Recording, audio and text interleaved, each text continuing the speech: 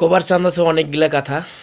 আর মোর এইলা কথা শুনলে 99% মেয়েগিলেরে নাগিবে ব্যথা।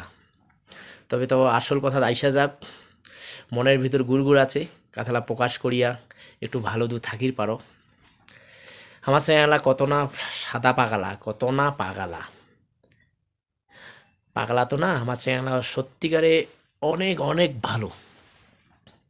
আমার চ্যানেলা যারা বিয়ে করবো, ধনী গরিব কোনো মেয়ে দেখিব না। মনের মতো যদি মানসি পাই, সে ধনী হওয়ার গরিব হোক, তাকেই বিয়ে করে নেব। সে চাকরি বাকরি কিছুই দেখি না। আর চেংড়িলা, এলা চেংড়ি দেখি বেড়াতো, কোনো কিছু না করলে বেকার নলে বিয়েও তো দূরে থাক, 14 নম্বরত বিয়াও। ওই বেদে কষা চেনালা একটু সজাগ হও। তোমরাও একটু কাজকর্ম নিরিখে বিয়াখন করা শুরু করো তো। তারপরে দেখি চেংড়িলার কত ধানে কত চাউল। তোমরাও কর্মিষ্ঠ কাজওয়ালা চেংড়ি খুঁজো। বেকার হয়েছেন তো কি হয়েছেন, নিজে বেকার, বউ তো করি খাওয়াবে, করে খাওয়াবে না। ব্যাপারটা হলো বর্তমানে সমাজটা এরকমই।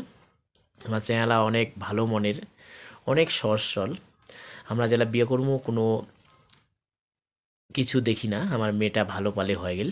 কিন্তু মেয়েটা যেটা কোনো চ্যানেল বিয়ে করবে, সেটা আবার সাত গোষ্ঠীর নিন্দ মানে পিণ্ড ফিণ্ড কী কী আছে সব ঘাটে। আরও টাকাটা তো আছে, টাকা ইনকাম করলে হবে কথা বাকিলা। টাকা ইনকাম না করলে সিধে কী করবে জানেন?